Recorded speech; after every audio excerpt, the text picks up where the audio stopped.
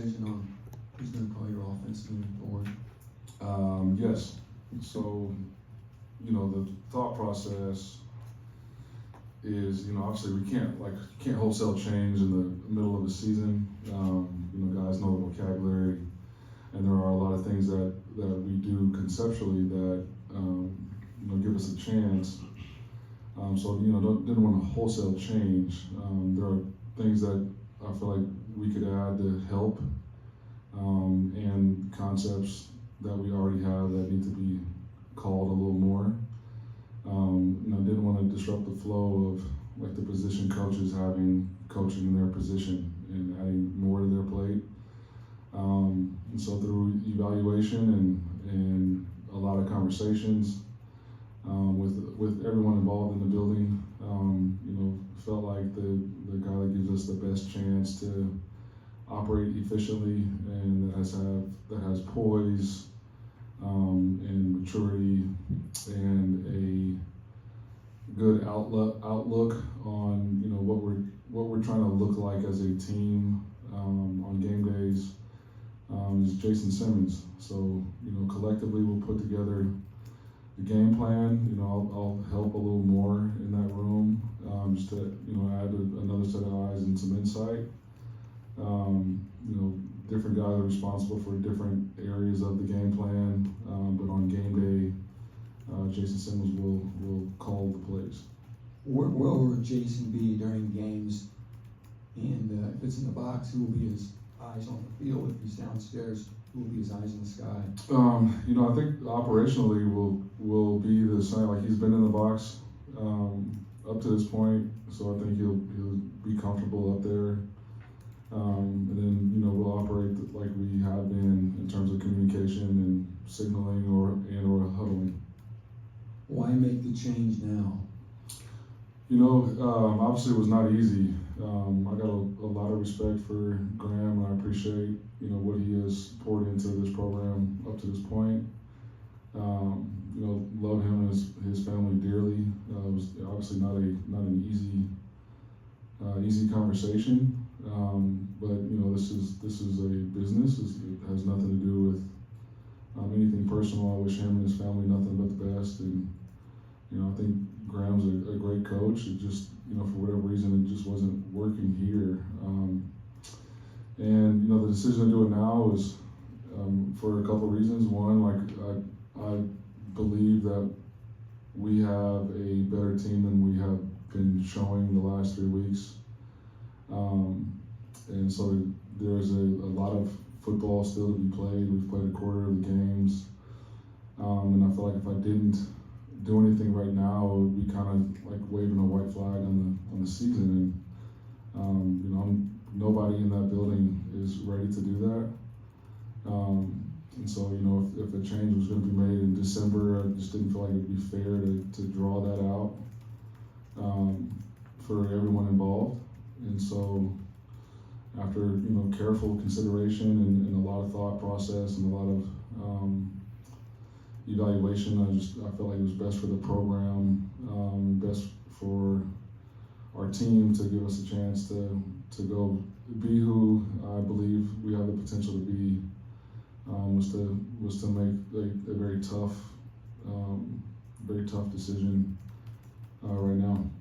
What will you do after the season, Ryan? Is Jason going to be the guy in 25? Are you going to have a national search? How will you handle it after the season? I mean, I'll get there when we get there. Right now we're focused on trying to put the best plan, offense, defense, special teams together to go win a ball game against a team that this program hasn't beaten in a long time.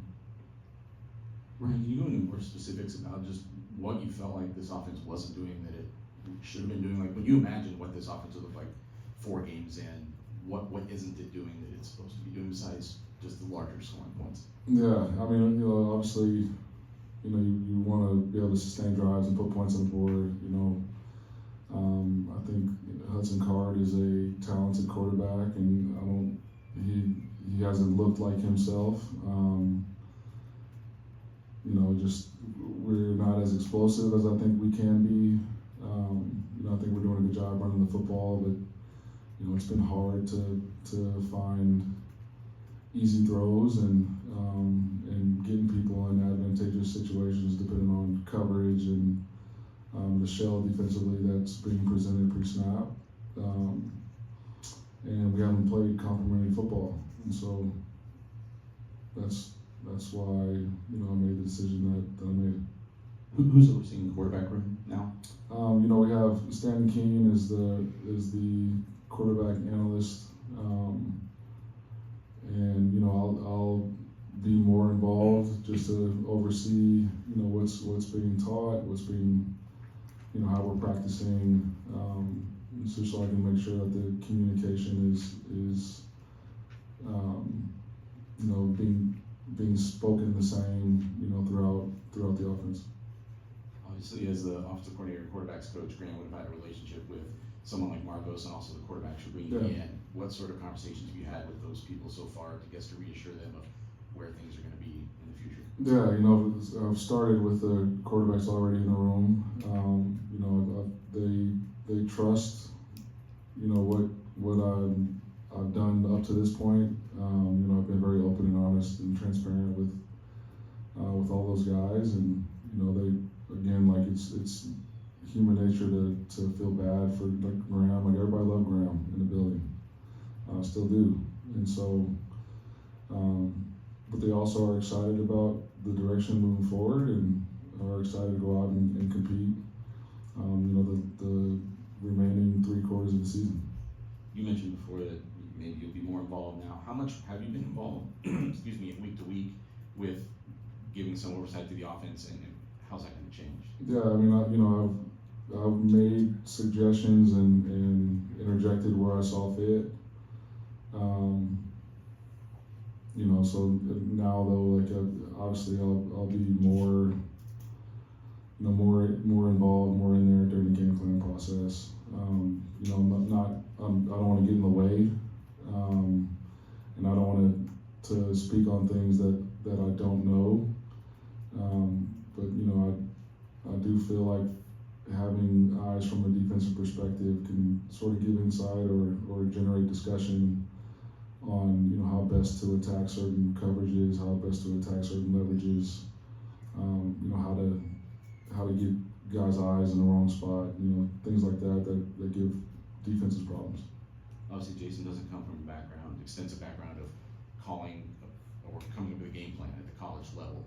Extensive high school experience, very successful. Is there something about now that you've had both jobs that like that head coach mentality, was that something you considered here, and what ways can it be beneficial for him, I suppose? Yeah, I think the thing I've been most impressed with Jason just in the time he's been here is his presence, his confidence. He's sort of got like a calm confidence to him, and his ability to relate to and hold 18 to 22-year-olds accountable. Our team respects him. I had conversations with some of the guys on offense and let them know, what direction I was going in terms of the play calling, and all were excited that it was him. There's a lot of successful OCs in the college ranks right now that started as high school OCs.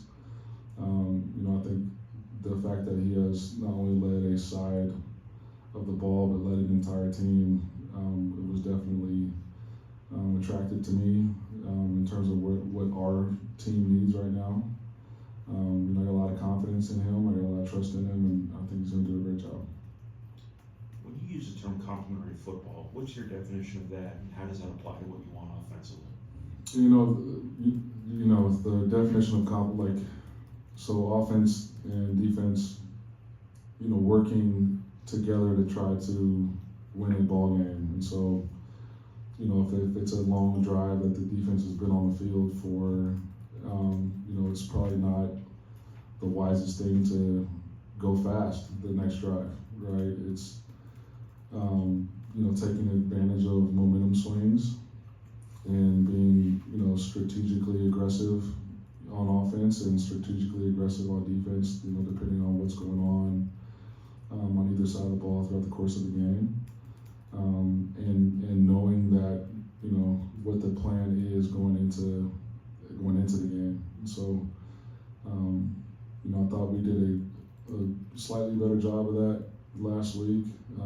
Just weren't able to take advantage of some of the opportunities that were being presented.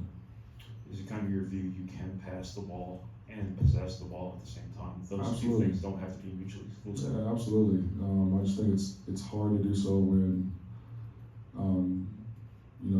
you can't find easy completions. It gets difficult, and like I said, to be strategic about when to take shots and when not to, and how to scheme up what you're seeing week to week, and having new wrinkles and things that you haven't shown, and just to set up plays that complement each other as well. Those are all things that I envision an offense looking like moving forward. Is there any option to pursue to bring in somebody in season just as like an extra set of eyes, or just kind of somebody to just help? Yeah, we had a lot of people reach out that are sort of out of it right now. A lot of big name, big resume.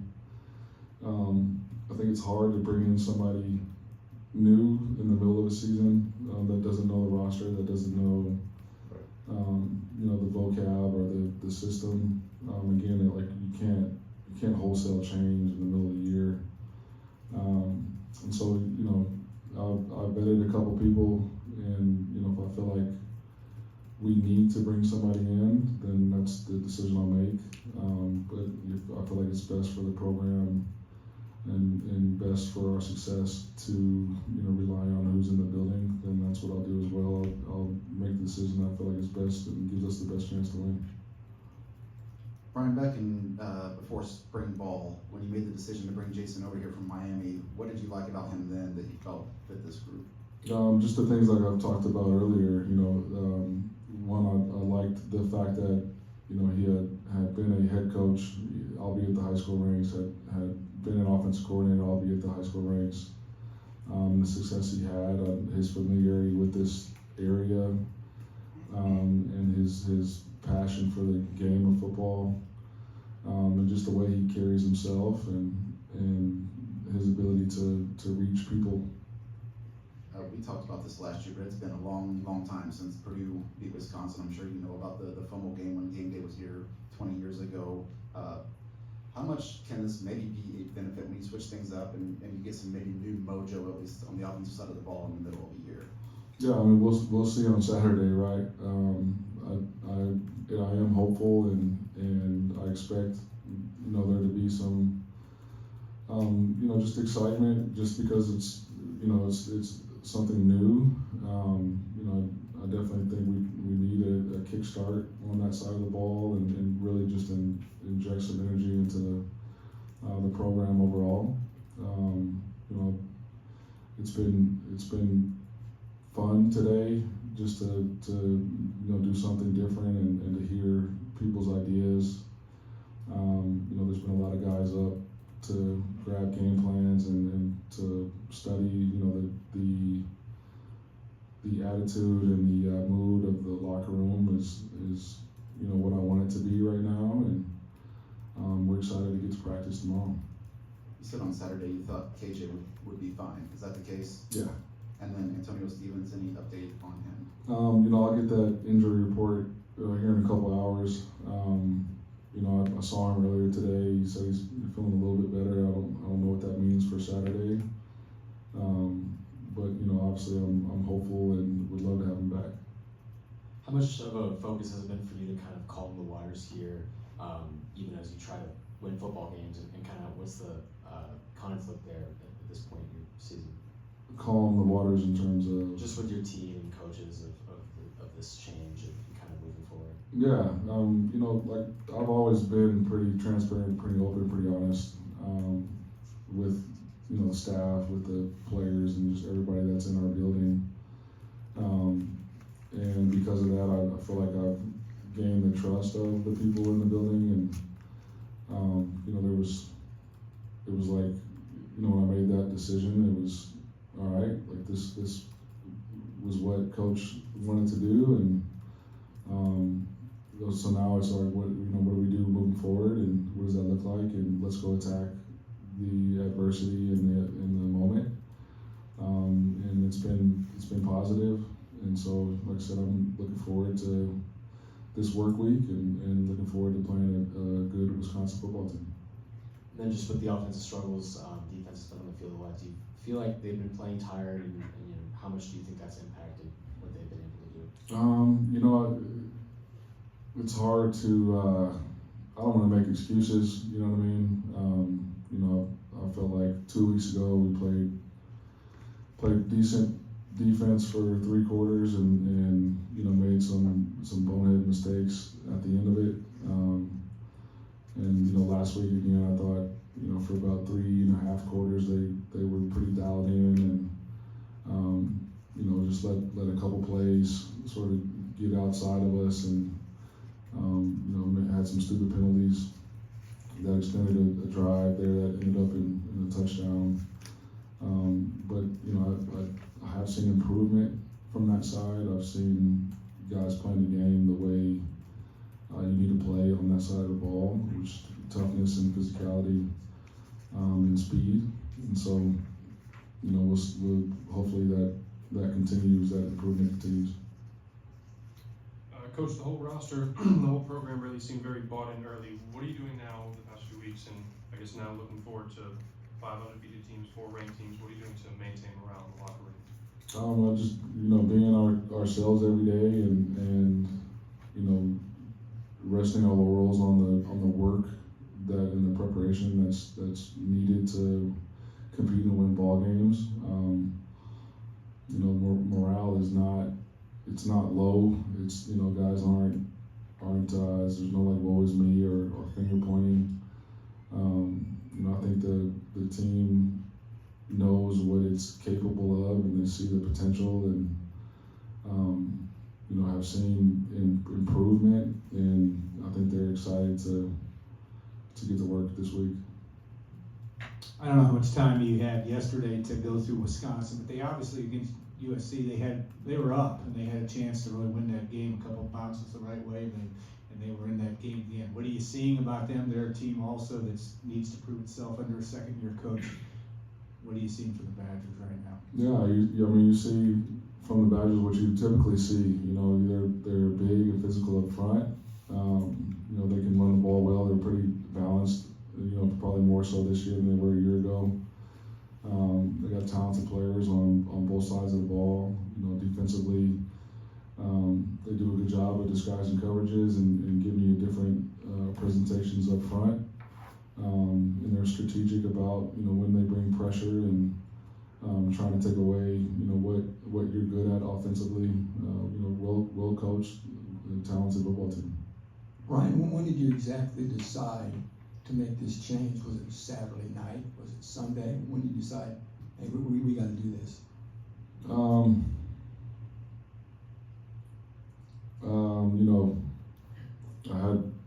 I've been evaluating the season. I never want to make decisions directly after a game. Tend to be emotional after a contest. And so on Sunday, after processing and evaluating and watching the film and just looking at what the program looks like moving forward, decided to make that decision Sunday afternoon. So you told Graham then. How did Graham react? He reacted with grace and appreciation. Obviously, he's disappointed. I told him, I love him to death. I love his family to death, and I'm sorry it didn't work out. Nobody envisioned this happening and transpiring the way it did. And he was very gracious. He's like, Coach, I love you to death, and I believe in everything you're doing. I'm sorry it didn't work out as well, and there's no animosity either way. Like I would help Graham with whatever, and I'm sure he would do the same. And like I said, I wish him and his family nothing but the best. Do 2 more questions. Were you One, Tom, forced to make this decision, or was it your own decision? No, it was my decision. last question, Nathan. What have you communicated, Jason, as far as like what you need him to do or need him to be here? And I guess in addition to that, just your extensive background as a coordinator, anything you've tried to convey to him in this short time to get him started there? Yeah, I mean, we had a lot of conversations. You know, you don't just make a decision like that without fully vetting and fully evaluating what it looks like moving forward. You know, I've expressed, you know, the things that I would like to see on game days and need to see from that side of the ball. And he and the rest of the staff are in agreement. And so, like I said, you know, wholesale changes, no, but there are definitely a lot of tweaks. And, you know, maybe emphasizing things that we already have a little more and de-emphasizing things that we're doing already. So, you know, like I said, I'm confident and comfortable and excited to see what that looks like throughout the course of this week and definitely on game day. All right, thanks, Coach. Thanks, everybody. Thanks.